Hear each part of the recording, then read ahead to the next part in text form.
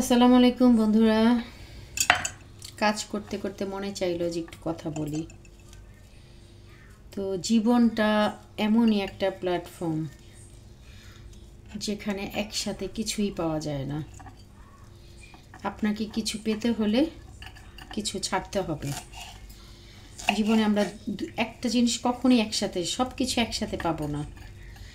যদি আপনি বিয়ে করতে যান, যখন মেয়ে খুঁজতে যাবেন, তাহলে যদি আপনি মেয়ে সুন্দরী চান, অনেক সময় দেখা যায় মেয়ে ফ্যামিলি কাছে টাকা নাই, মেয়ে গরিব।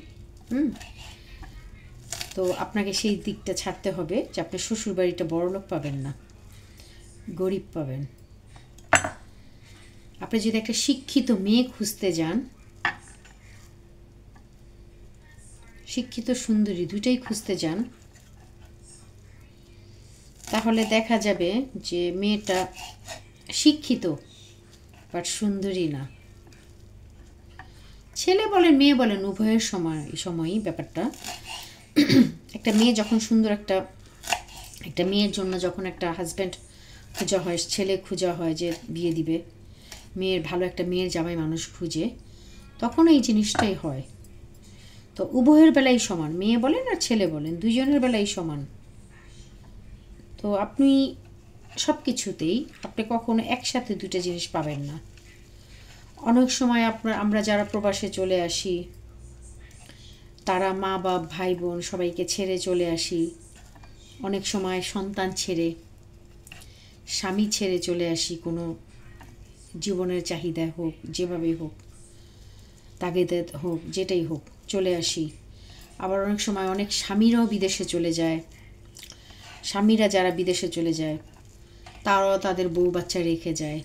হ্যাঁ, তো এই জিনিসগুলি করতে গিয়ে আমরা কিন্তু একসাথে সব কিছু পাই না, একসাথে কিছুই আমরা পাই না। দেখা যায় একটা ওয়াইফ তার হাজব্যান্ডের ভালোবাসা থেকে দূরে আছে, তার বাচ্চারা তার বাবার ভালোবাসা থেকে দূরে আছে।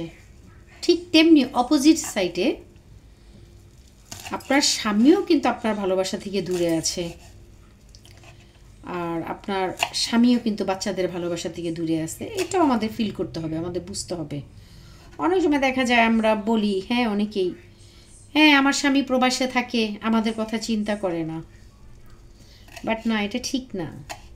প্রতিটা মানুষই চিন্তা করে, আমরা সবাই সবার কথা চিন্তা করি, হ্যাঁ, কিন্তু আমাদের হাত পা বাঁধা থাকে, কারণ আমরা পারি না এই জিনিসগুলি করতে। কারণ আমরা চাইলে, কারণ ওই যে আমাদের টাকা দরকার, কারণ টাকা না থাকলে তো সুখ থাকবে না। টাকা প্রয়োজন।